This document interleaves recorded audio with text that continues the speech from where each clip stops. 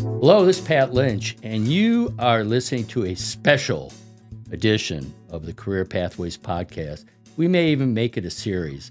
What we're calling this one today is What the F Happened. You fill in the blank, but joining us is the first three-timer on the Career Pathways podcast, Dr. Brendan Connell. Welcome. Happy to be here. Happy to be breaking new ground. Breaking the third faculty, or the third time. Oh, three-timer, yeah. We're going to have a jacket like they do in Saturday Night Live. Yeah. Like a varsity letter on it. Yeah. We're going to do that. But also joining us over there in the background is... Producer Jayson. Okay, wait. We have somebody else. Yeah, we got a new member. Producer Hannah. Producer Hannah is our new employee in the exploding KILT studio family.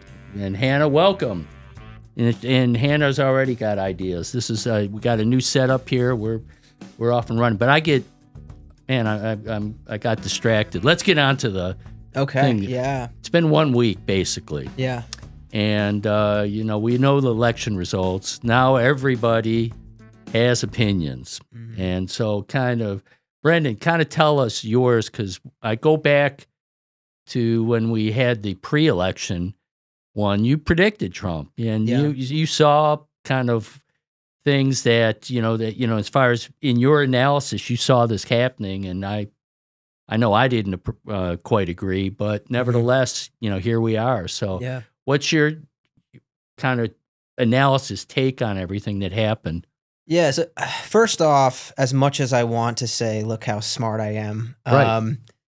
It was a guess. I mean, it was a very close election, and I was not confident in that pick. But I think if you run the tape again, I think I gave at least one of my reasons why I thought Trump was going to win was the economy, and I stand by that. I think that looks even clearer now in hindsight, especially when you look at not just Trump winning, but how he won and where he was winning and how he performed surprisingly well among certain demographics, as well as in a lot of non-swing states. Right. Probably more so the non-swing states were, or I thought more surprising than the results we saw in the swing states.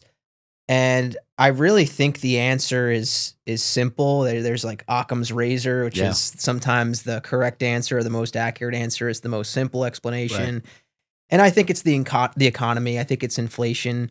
And the more I think about it too, inflation is, at least in my lifetime, it hasn't really become it hasn't become a problem until now. I mean, the last time we had like a major inflationary crisis is going back to the Carter administration. Right. So it tends to, like, when people think about the economy, they think about GDP growth and employment, which all does look pretty good right now. But inflation, not only is inflation kind of bad, which is, prices going up and money going less further in purchasing goods, but it affects literally everyone. Right. At least with like a high unemployment rate, or you have like the global financial crisis, as bad as those events are, maybe there's still quite a few people that get to keep their jobs that aren't really hard hit by a crisis, whereas inflation, literally everyone feels it. The poor, the middle class, even the rich feel inflation, because it's the money that they have in their banks becoming less valuable. So when you take an issue like that affects literally all of voters, that's probably going to be not a good thing for the incumbent president. In my opinion, that was just too much of a liability for the Democrats, for the Biden administration, and anyone coming from the Biden administration, which was Harris. Right. Was the VP, so she was being seen as the incumbent. Yes. And then even though Trump's been a president, he's the outsider, the one who's going to turn things around. So that's kind of how everybody took it. Yeah. And I think I also keep hearing how, like I mentioned, the economy looks good in terms of employment now. The economy looks good in terms of inflation now too. But what people can't forget is inflation is a rate. Inflation is not referring to the price levels where they are right now. So I'm not one of those people that's going to say, oh, most voters are stupid and that they're lying, saying that they're, they can't afford groceries and stuff like that. I don't think voters are lying or stupid in that sense, but inflation will continue to be a politically salient issue until wages adjust. Right. The wages need to adjust to how the price levels have gone up the past 3 or 4 years. So although the price levels are going up at a more healthy rate, right? I think inflation's maybe around 3% or something last time I checked. Until wages can kind of compensate for, again, those prices going up, people are still going to feel it. Yeah, and so you go to Subway and you're paying $14, $13.99 for a 12-foot sub, and you can remember, when it was half that. And, can't remember exactly when, but that's all of a sudden it's like this isn't right, or just, and the list goes on. So yeah, maybe it's not increasing as much as it did. That's the rate, and right. With inflation being the big thing, how did everybody get past the character issue? Because you basically here's a guy, Trump, that didn't handle the pandemic well. Basically tried to do an overthrow of the government, denied the election results to this day.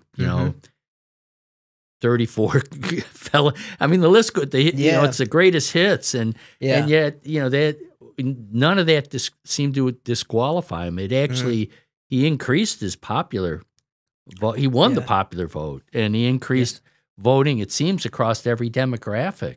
Yeah. There's two things there, right? Yeah. There's the character, and then there's the threat to democracy. Right. So I guess let's focus on the character stuff first.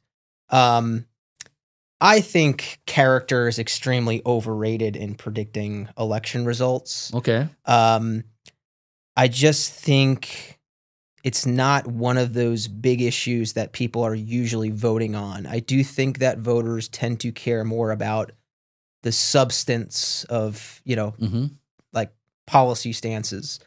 For example, Clinton and the Monica Lewinsky scandal. Right. And maybe Jayson, if you want to guess this as well, how much did Bill Clinton's approval rating drop after the Monica Lewinsky scandal? I don't think. How many percentage points would you say? If any, I don't remember, but it's got to be less than 10, right? Like, not that much. Yeah, so not only less than 10, it actually went up. Now, why is this? Is it because we desire presidents with unpresidential character, or however you want to phrase this? Badass. See, I know, I know, I have some students that say this, but no, I don't think that's the case. What happened, though, is when that scandal hit, all of a sudden, the media turns to President Clinton, and he's giving speeches on a 24/7 basis. Every single day, every single morning, afternoon, he is speaking to the American public. And that is not only a chance for him to defend himself, but if you actually looked at those speeches, he's also talking about his policy positions. And so in the process, people are becoming more informed about where Clinton stands and how successful, according to him, his policies were. So as voters gathered this information, that was at least one explanation of how you could say his approval ratings went up a couple of percentage points because of that scandal. So you could use that as like sort of a parallel to, I think, what we're seeing today, where I think there's probably a lot of Trump supporters that I even know that would say, I don't really like Trump as a person. I wouldn't have him at the dinner table or whatever, whatever you want to say, but I'm still going to vote for him because in the end, what I want is a president that has policies that are consistent with my policy preferences. Right. So I do think that most people are willing to look past the character of whether it's Trump or someone else. And really what they care most about is, again, those important issues. I think the economy was number one, and immigration was I think, the other one. Yeah. Maybe slightly less so, but I do think inflation ended up being the most important issue. But again, I think substance matters more than character. What do you think about like the reverse of that though? Like, for example, like when Trump was almost assassinated, you know how like with Reagan it happened where he got shot, and he survived. And it was like, does that kind of like boost your points with people? Like, you know, like especially when he's taking the picture in front of the flag with his fist up, raised, you know, yeah. like it was almost so perfect. Like if a bald eagle would have flew in, it would have been the best thing ever. Like I admit that was a cool picture. Yes. Does that like affect it at all though? Nah, well, Trump's a weird case because Trump, you either like him or you hate him, and there's not many people switching their stances on that. Right. The interesting thing is Trump basically got the same amount of votes he did in 2020. The difference ended up being that Harris got not nearly as many votes as Biden did in 2020, which is telling me that, yeah, there are some people switching to Trump, but for the most part, I just think Trump's really good at getting people that don't normally vote out to vote. Right. I think that is that's what makes him unique to maybe other, not just Republicans, but I think other candidates. He really brings out the vote. But now, you know, with Trump won. Yeah. All right. And he got out the vote and you know, he had inflation as kind of a core issue. But there's a lot of people that strongly believe the Democrats lost it. You know, so they blew it. You know, they were too woke. You know, they're the party of the seen as the party of the elites. Kind of, what do you say about that as far as how the Democrats campaigned and what could the Democrats have done? What could Harris have done to win this election? Yeah, this relates to the Bernie Sanders statements that came out. I was going to bring that up. So we could talk about it now, I guess, because he's done a few interviews now, right? Where he's saying essentially the same thing that was in that statement, which is what's the wording? The Democrats abandoned the working class. I have it pulled up if you want me to read it. Yes, and then the working class abandoned the Democrats, though. I think that was the spirit of what he was saying, and I agree with that to some extent. I think the truth is probably somewhere in between. I agree with Sanders in the sense that I think there are a lot of corporate interest and special interest in American politics nowadays. In part, we have the Supreme Court decision in Citizens United to thank for that, in the sense that it treats money as free speech, and so the logic is you can't put any restrictions on campaign contributions and such and lobbying, because that would be like putting restrictions on free speech. Open the door for Elon Musk. Exactly. Yeah. And so I'm glad you brought Elon Musk up, because Elon Musk got a lot of publicity about giving campaign donations to Trump, and there's a lot of corporate interest on the Republican and the Trump side.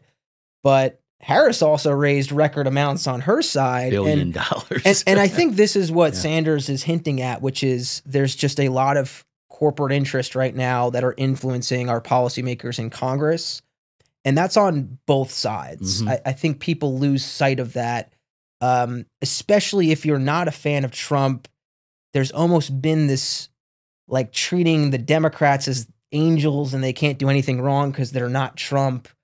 But in reality, you know, I've looked at this data myself. You go look at Pelosi and other policymakers and the money that they're accepting these campaign contributions the same extent as Republicans. So I think that's what Bernie Sanders was hinting at. Now, what I will say too is if you look at some of the policies of the Biden administration, the Inflation Reduction Act, et cetera, there are like some policies and things that have been done that have been in support of the working and the middle class in this country.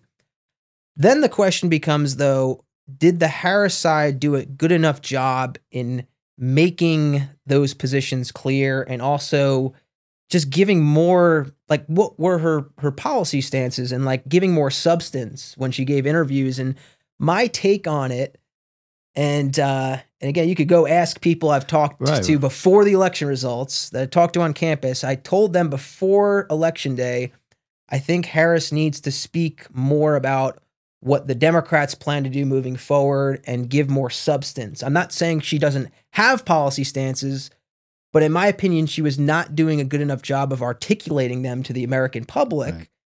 And she was also, especially towards the end of the campaign, it was a lot of just negative messaging and Trump bad type of stuff, which you can argue, I guess, like, okay, maybe she should be doing this, the threat to democracy and all this stuff. But you can't just do that. And I was even getting frustrated because the big things that were popping up in the media in like the week before was anger over a comedian at a Trump campaign rally, Right. Tony Hinchcliffe.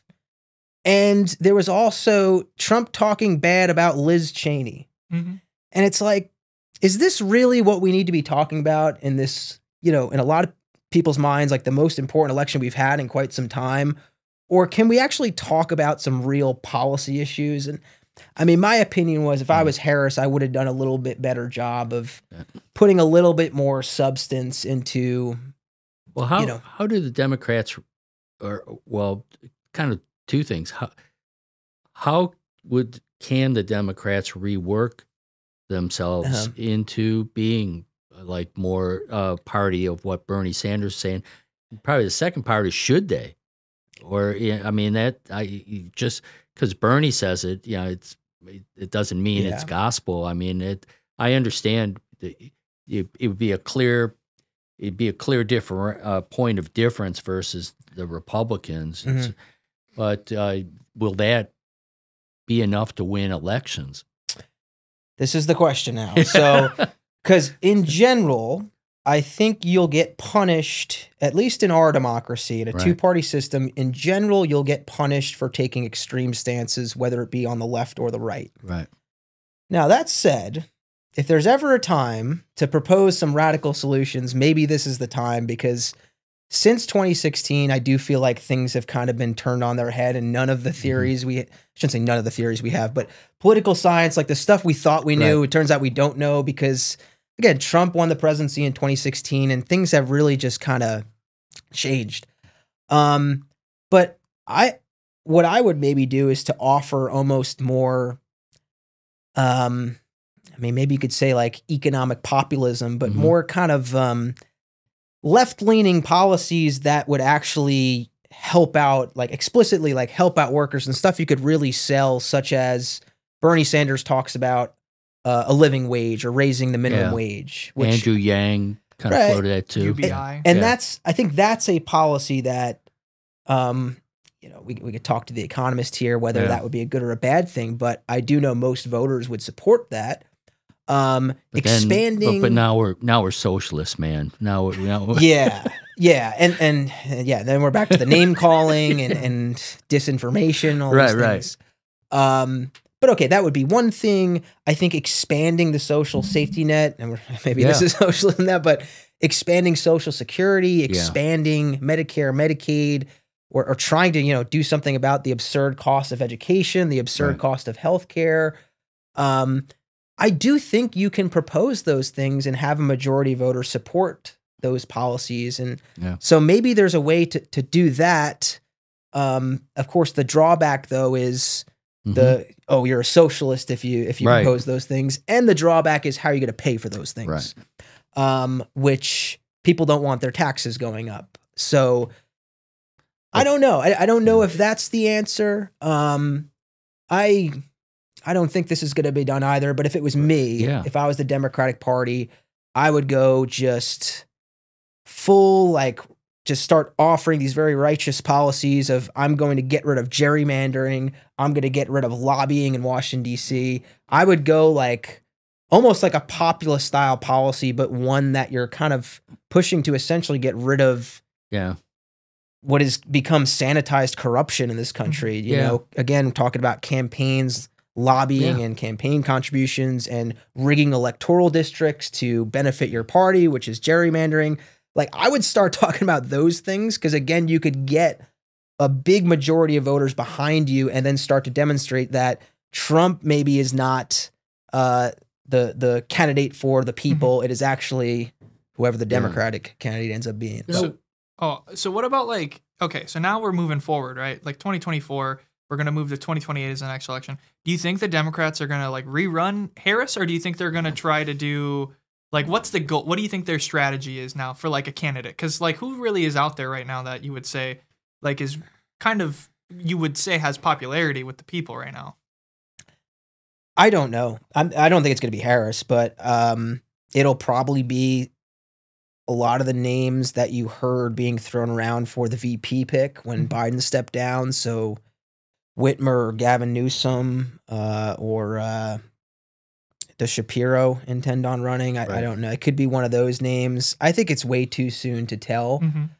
But I really don't know. I really don't know. But I think they need to do some rebranding and I think talk more about economic issues and maybe slightly less about some of the social issues, which I know wraps into kind of like the wokeism. Well, and right or wrong, Democrats kind of are seen as this party of, call it like special interest, you know. So you know, here they're the party that you know, they're trying to go for labor, and then LGBTQ, and this group and that group, you know, and they and sometimes they like the conflict in Gaza, you know, they it would be like they'll contort themselves and do everything possible not to take a side and offend either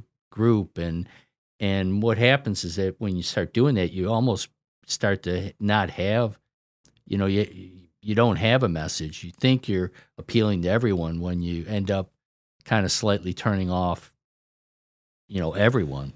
Right. What was initially their base. Yeah, you know, it's talking more about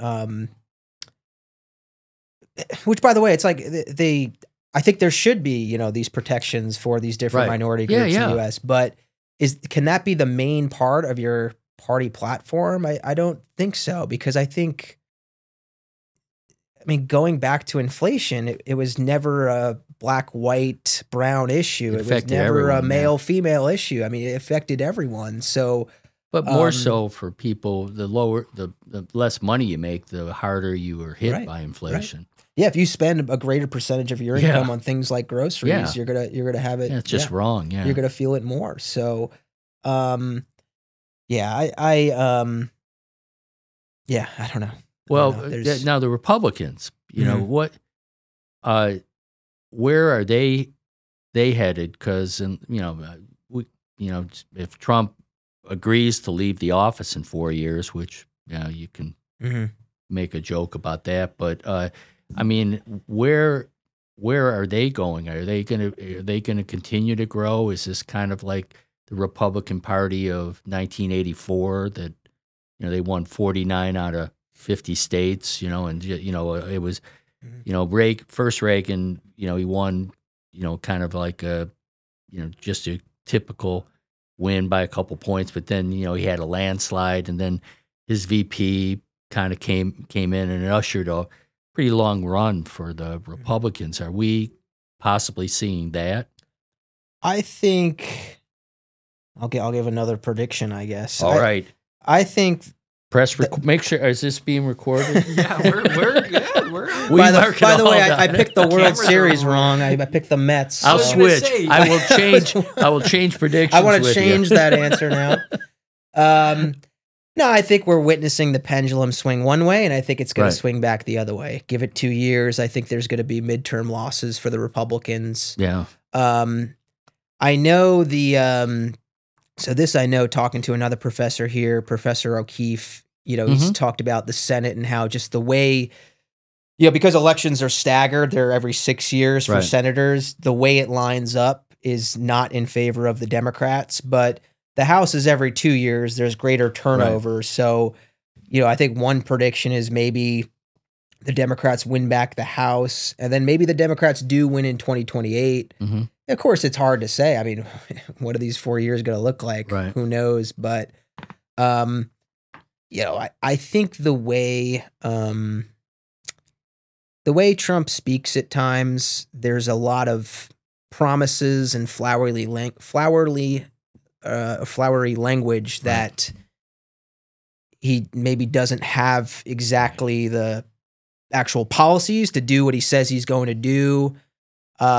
I think there's just going to be a lot of people saying, well, we tried Trump again and that's not working either. So eventually the pendulum will just come back. It tends to not be, in general, though, good for the incumbent party in midterm elections. There tends to be midterm loss is what it's called.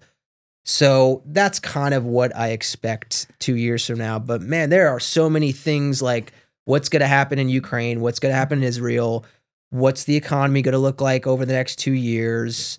It really depends. Well, deportations, if any level of those take, that people will be able to vote on that.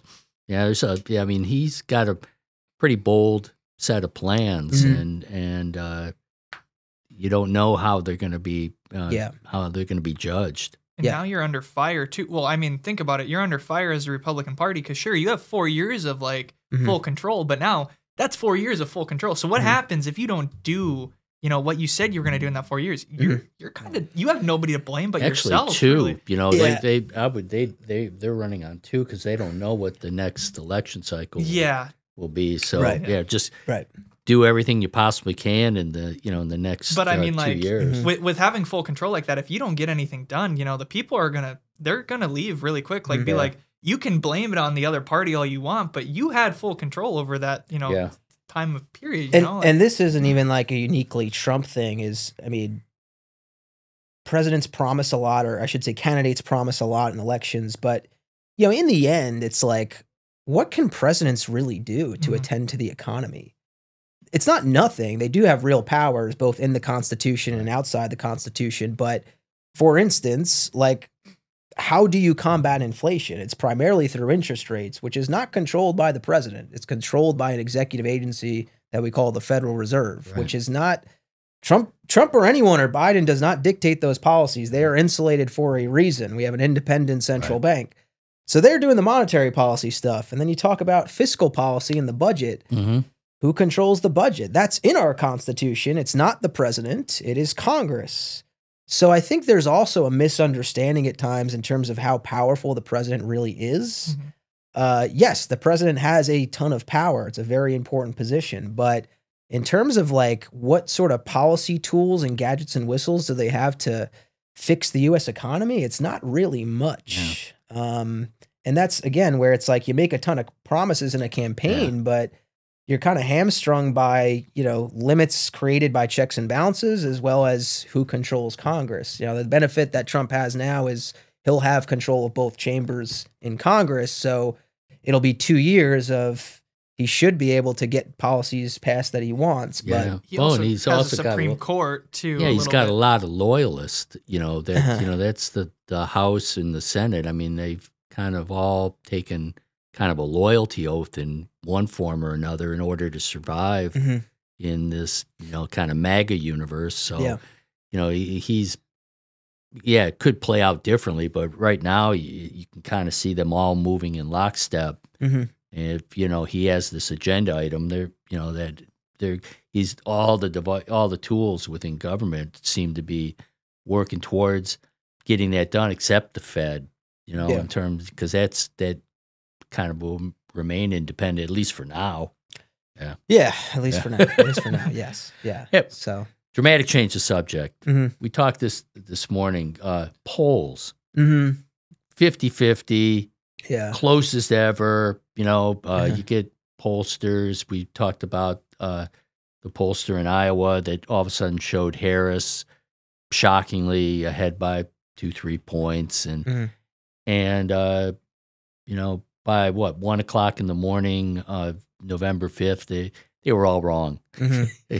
None of them really got it right. About the only thing got it right was like Polymarket, like the betting markets. People, that kind of was the most accurate predictor, oddly enough. I mean, what's the state of polling and kind of how did it end up turning out this way yet again? This is like the third I don't know if it's the Trump effect or what, but there's the whole poll, you know, as far as how polls are done, just seems that it's not very accurate, and I don't know what the future of that's going to be. Yeah, it's never perfect. It's never been perfect. Yeah, and I think more so now it's. Not only is it not perfect, but it seems to be off in a predictable, systematic way. Right. This was another reason I went with Trump, was because Trump was only down. I mean, if you were just looking at swing states, at least, was only down maybe a percentage point or two. And then he was also either even or up in certain swing states. So if you bake into that the fact that the polls tend to underestimate Trump, at least if we're going off of 2020, 2016, I was going to guess that Trump was going to be able to pick up enough swing states, which he picked up all of them. Yeah. But yeah. So yeah, why are the polls getting it wrong in this way? I tried to answer this last time I was here, so let me just build off of what I said last time and maybe a little bit of a review. I mean, what you do with polls is you're trying to get a sample, right? You cannot possibly measure all of public opinion, all those thousands and thousands of voters.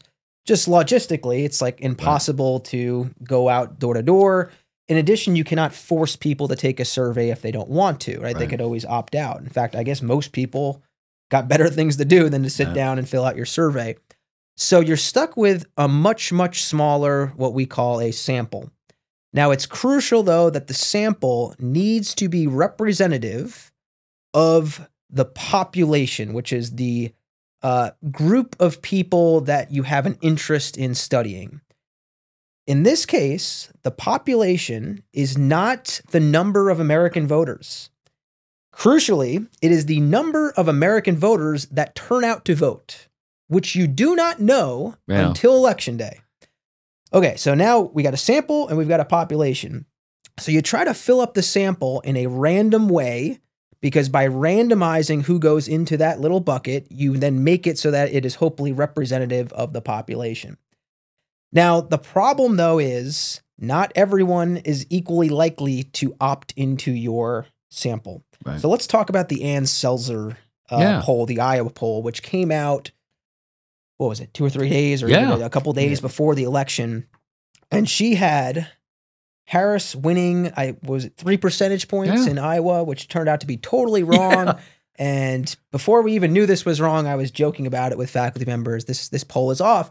And I watched an interview she did, and she actually openly admitted that basically her sample was more likely to consist of more educated voters, which tend to lean Democrat, and I think just more Democrats in general. So there were too many Democrats in the bucket. So of course, if that's the case, you're going to end up making an estimate, making inferences from that bucket that don't match what's actually going on in the population, because your bucket doesn't look like the population you're trying to measure. Mm-hmm. So then the problem becomes, I don't think that Ann Selzer is a fan of this strategy, which is why she in part got it wrong, but you do weighting. Weighting comes in many different forms, but you try to essentially downweight. In this case, you would want to downweight the Democrats in your sample because you have too many of them, and you would upweight, or you'd weight more, the Republicans, or whatever you have less of in that bucket, in that sample. But how much do you upweight? How much do you downweight? Well, it depends on what you think is in your population, which goes back to the problem. I don't know who's going to turn out to vote. And so my explanation of why the polls keep getting it wrong is I think they are underestimating the amount of people that will otherwise not vote, but will go and vote for Trump. Right. And of course, I think Harris, a lot of her voters maybe intended to vote Harris or supported Harris, but didn't turn out to vote, at least not to the same extent as the Republicans in this election. So it's a long way of saying there's like a non-response bias. The fact that I can't force people into my bucket, into my sample, I can't really make valid inferences from that non-random sample. And then I have to go resort to weighting, which is imperfect because I don't have perfect information in terms of what the end population is going to look like. Yeah. So polls are going to keep getting it wrong so long as Trump is going to be a candidate, I think, because Trump has this unique ability to bring out, I mean, a lot of his base is, I think, a lot of voters without a bachelor's degree, which have always been voters that are less likely to vote. But he's flipped this on his head. They're coming out to vote. So yeah, I think the Post will keep getting it wrong, and I'll keep kind of baking that into my prediction. I think you got to go into an election. I mean, I don't think Trump will run again, but I think if Trump were to run again magically, again, it's like you've got to factor in a couple percentage points towards Trump's favor because the sampling is systematically off in that way. Yeah.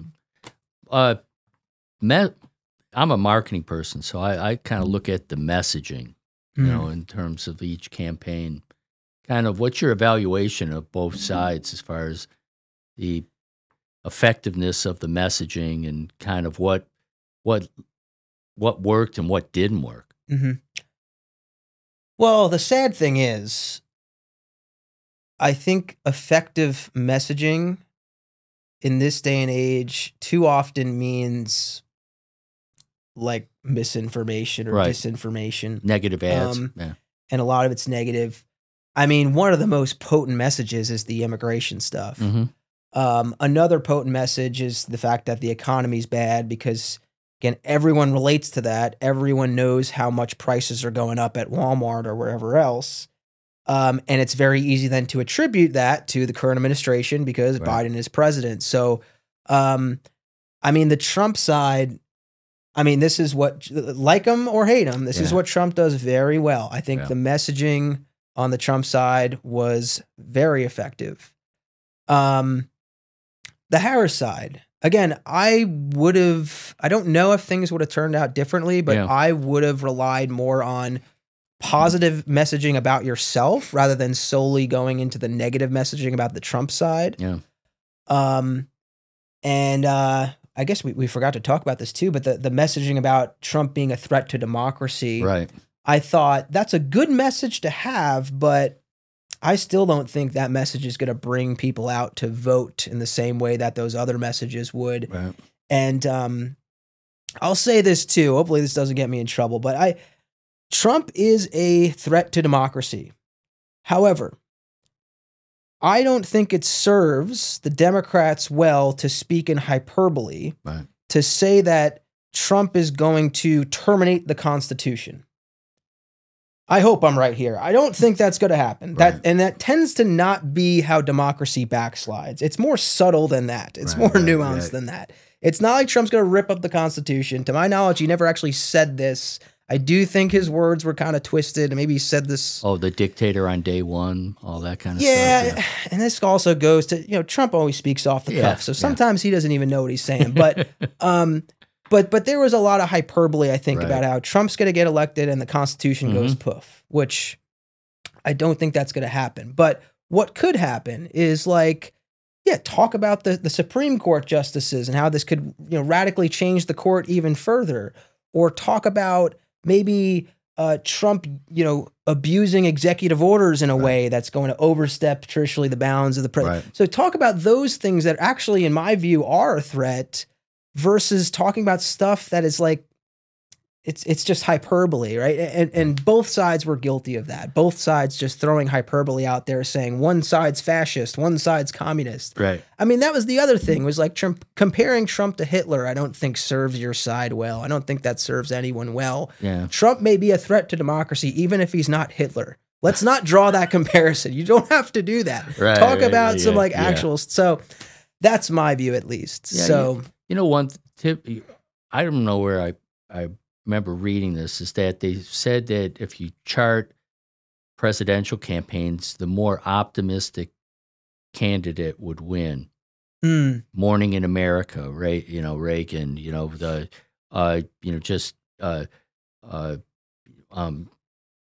Obama, yes, we can. It was all these positive. And you look at this election, and Trump kind of painted a picture of American hellscape. And Harris was bringing joy back to the to campaigning and what we can do, but didn't work. I mean, is this just like an aberration or no? What happened there? I think this is a product of this is fresh in my mind because my American experience students are learning about this right now. Something called affective polarization. So polarization, usually when people say polarization, they refer to ideological polarization. So you can measure this, and we've seen that, the public, and probably more so actually our policymakers in Congress, are increasingly moving to the right and the left. meaning they agree with each other less on whatever issues, the economy, healthcare, whatever. Now, that, okay, it might be bad. It might lead to gridlock in the sense that there's less we can kind of come together and build consensus on, but maybe it's not necessarily bad, that the fact that people just differ in their views. In fact, I think this is what makes democracy is that we're not orderly. We all disagree, we have different stances, and we allow those opinions to flourish. But the byproduct of ideological polarization is affective polarization, which is not simply that I disagree with you, but because I disagree with you, I essentially hate your guts, and I'm unwilling to share or to break bread with you. Yeah. I will call you names. I will dehumanize you. I will demonize you. So essentially the conversation stops. Yeah. And then also wrapped up into that is this negative messaging that is really being done, I think, by both sides, where, one side's calling the other a fascist because they think this way. The other side is calling the other side Comrade Kamala, and they're the socialist, right, or they hate America or whatever, and basically you're just totally dehumanizing and decrediting the other side.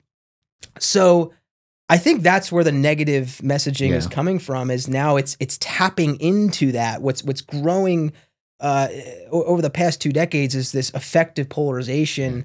And now it's like people feel like they have to choose a team. Right. And once they choose a team, you can't it's almost like unpatriotic to even think about cooperating or talking to the other side. Yeah, tribalism. Yes, exactly. Yeah. So, and it's not a uniquely American thing either. I mean, you watch it happen in other democracies that sort of implode, where, whether it's left, right, or whether it's different ethnicities or different tribal groups, that tends to not be good for governance, for democracy, is when you've got that sort of like divergence of, people going to their in-group at the expense of whatever the out-group is. So, do you think that's this is like the perfect time right now to kind of pull up like a European style democracy, where it's kind of like, not necessarily like for president, prime minister, whatever, it's popular majority vote usually. Yeah. But like where, for example, when it comes to like the Senate and Congress, like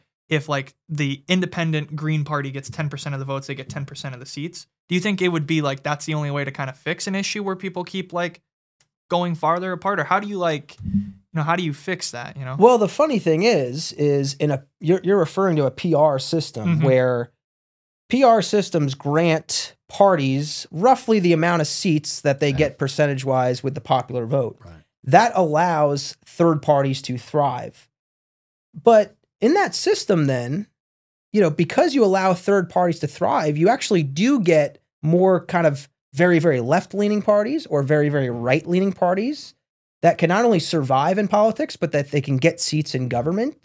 So really the argument should be, maybe you should like a two-party system, because it was supposed to get rid of that. I mean, with a two-party system, only one party wins each district.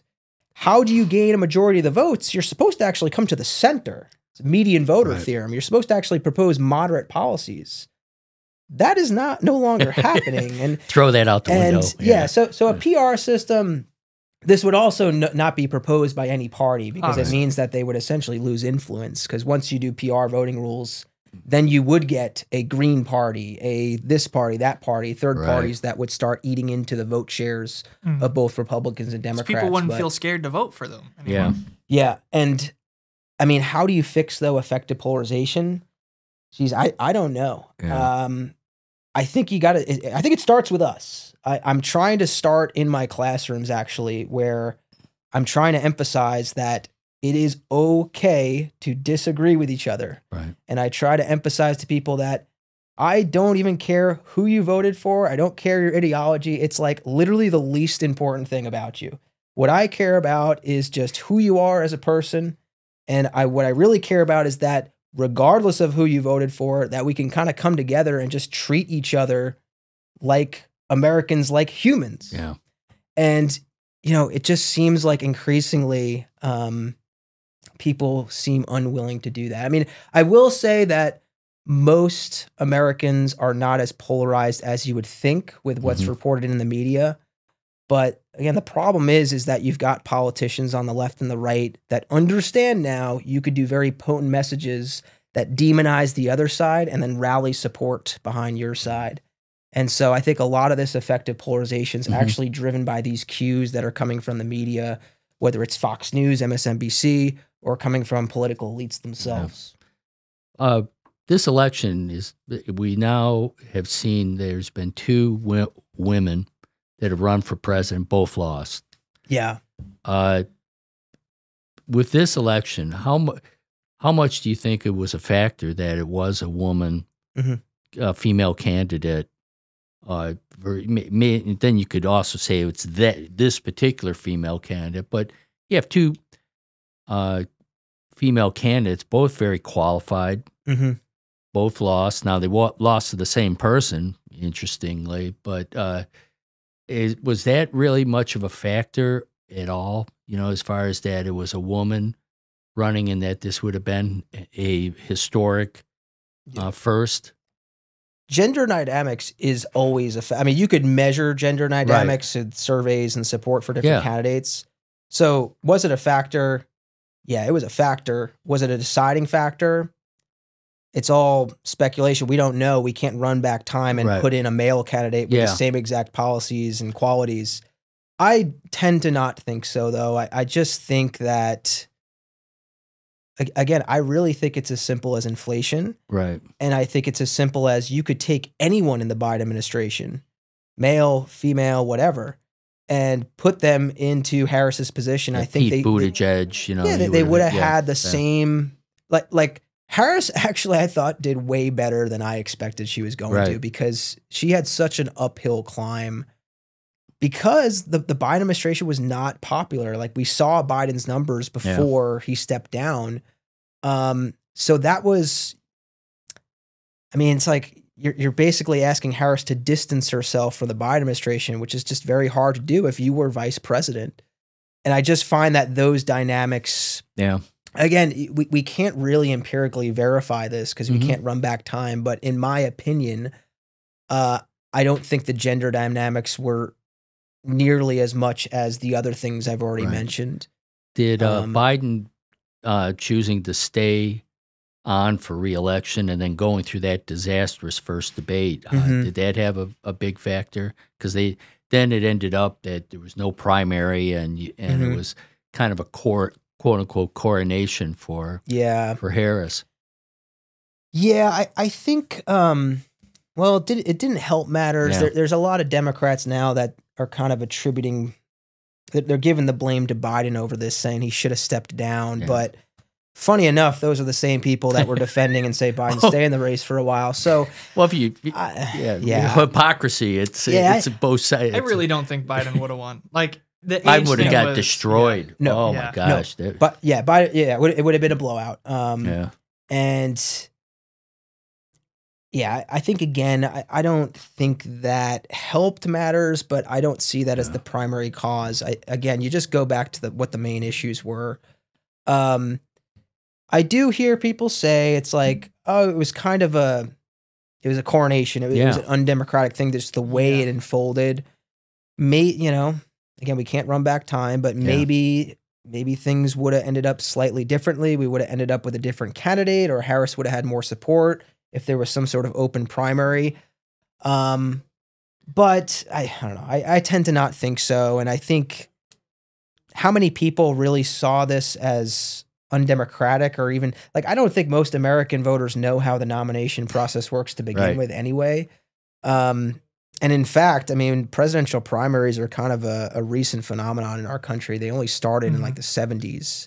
Or at least they only became binding in the 70s. Yeah, because like in the 60s, like with JFK, that was all like backroom deals, wasn't it? Smoke-filled rooms, they call it. Yeah. Well, it was after that. You mentioned that one time in class. It was what candidate the people primaried for that Democrat candidate. Herbert Humphrey.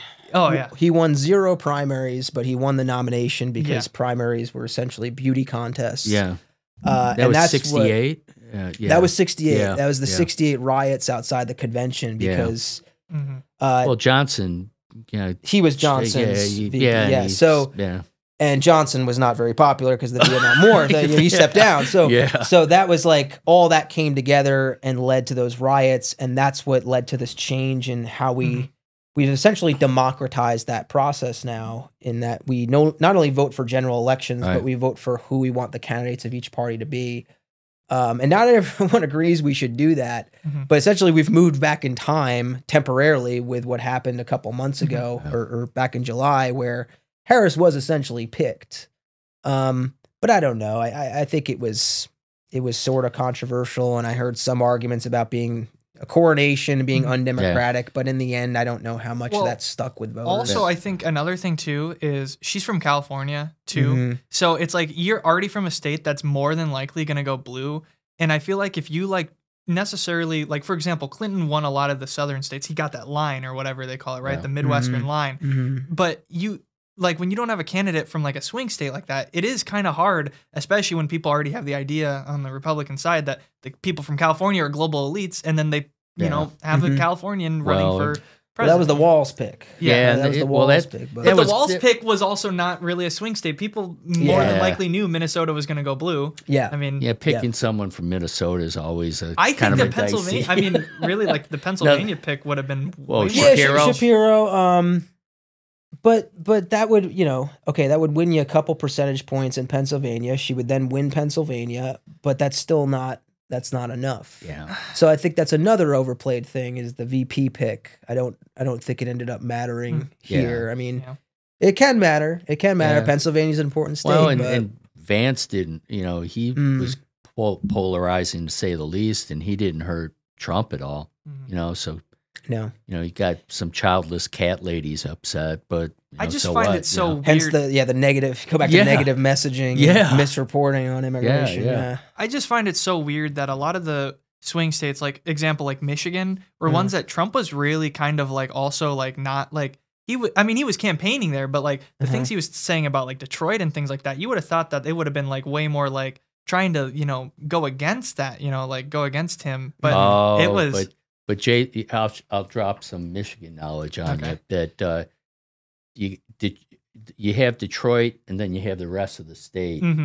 The rest of the state does not like Detroit. Detroit is just a sinkhole. You throw money in it, it goes nowhere. They went bankrupt. They're corrupt. Everyone outside of Detroit doesn't like them. So.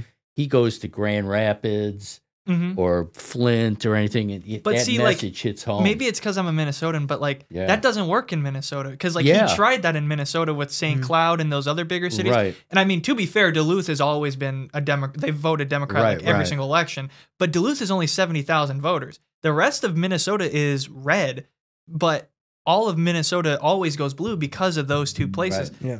How does Detroit's so big too? How does Detroit not decide the that? Other thing, the other thing in with Detroit, and just you got to call it for what it is that it's some of it's racism too, because what does Detroit have that most of the rest of Michigan not have, and that's a large population of blacks, and so then all of a sudden it's all they're getting something for nothing. They're squandering the money. They brought this whole the whole city down, and now we have to rescue them. And there's that whole resentment that politically you can play that against just once you go outside of the Metro Detroit, Wayne County, Oakland, and you move outside, and that's a message that I know. Well, one of Trump's last campaign stops was Grand Rapids, Michigan, and that would have been a perfect message for that population. It's crazy, the urban-rural divide, just how stark it is nowadays. It's probably every single state you could look at, and there's like these little blue pockets, and then once you leave over that city line or county line, whatever it is, and it's red. Well, in Pennsylvania, you got Philadelphia and Pittsburgh, and then the rest of the state. I'm sure went Trump. Dark red, it went. Yep, this is New York, where I was born. Yep. Colorado, which has got the most liberal places in America, probably Boulder, Colorado, and Denver, and then you go outside those places, And you have especially Lauren you go west, Boebert. and then but you're see, in Republican land. So. I think the difference between those two is I think New York City's so big that New York City will always decide what New York votes usually, right? Right. Like, right. Yeah. And then with Colorado, it's just there's so it's like it's the farmland thing. It's like farmland doesn't vote. It's like the thing is Colorado is so much bigger than like people wise and like the rest of Colorado that it's hard to you have to play catch up as a Republican usually in those two states. Yeah. No, but it really just depends though on how urbanized your state is at this point. You can predict Democratic vote share based off of that. I have a funny question for you. Do you think that the Democrats, because we were talking about like how they should rebrand, do you think the Democrats should almost like try to rebrand a lot with the rural area? Because like it seems like they're really getting away from that Democratic farmer labor union side of them and more of just like we're the the Democrats urban area stuff. Do you think like at this point it would even help to even try to rebrand yourself to like kind of try to like get farmers back into your mix, or do you think it's kind of a lost cause at this point with the way it is? I think they need to. Again, I think I don't know if they want to frame it as like we're in support of farmers necessarily. Yeah. I think we're in support of the working class is Right. kind of how you have to do it, and kind of the everyday voter. That's how I would do it. But I mean, to your point, yeah, I don't know. Just the way things are nowadays, a lot of people are decided one way or the other. As much as we have this talk about undecided voters, I think there's just a lot of people that are not going to be convinced one way or the other. Yeah. It's really just about those small kind of sliver of voters that, again, like I think a lot of voters that may be switched because of issues like inflation or immigration. It's what can you say to those voters? Because I do think they are both in the farms and the cities. I don't think it's a geographic thing, and I think the voting data supports that as well. So, yeah. All right, kind of wrapping things up. Your predictions 2 years from now. 2 years. Yeah. from now, Okay. So how will it end? Right now, do Republicans have control of the House? I believe they won it literally a couple hours ago. So they're at 218 or north of that. Okay. So now 2 years from now, where will the House and Senate be? Yeah, so I think there's going to be midterm loss and losing the House for the Republicans. The Senate, I mentioned this before. The cycle. The information. I'm trusting my colleague on this. He says the Senate will stay red, or at least the way the elections are staggered, it just doesn't make sense that the Democrats will win enough seats to take it back. So I think though that things the pendulum though will start to move the other direction, and in 2028, I think Vance is going to run. Yeah. Because Vance too, you can maybe take some of that Trump aura. I don't think anyone could beat Trump. Yeah. But yeah, I think Vance runs against who on the Democratic side? I don't know that. LeBron James. Yeah, hopefully not LeBron James. I'm done with celebrities and people, celebrities in politics. I've seen a lot of people say it should be like LeBron James or Dwayne The Rock Johnson. I'm like, come on, guys, we need to actually like pick somebody who like the Trump thing is like he's a celebrity, but like that only works so much, into certain people.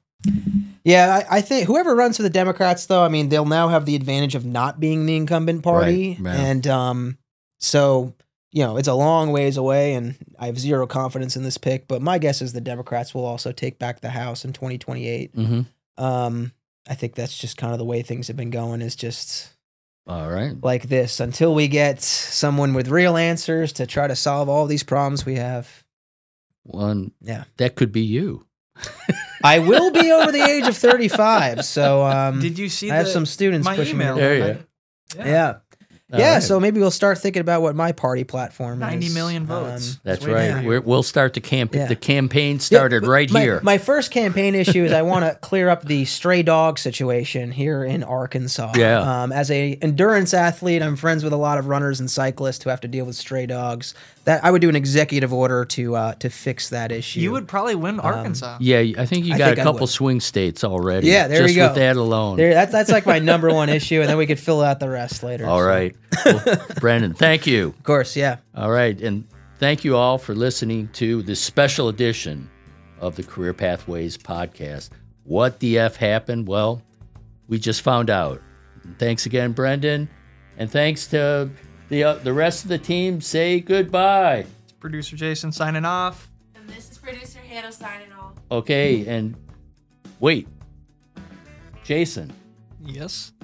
where can you find the Career Pathways podcast, this special podcast? There's going to be word's going to get out and people have to find it. So where do they go?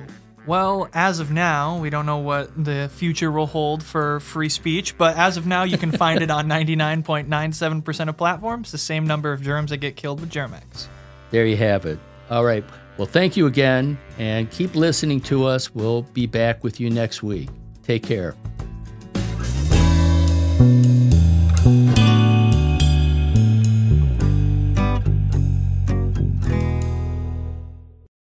This broadcast is sponsored in part by Lyon College and by KILT Studios.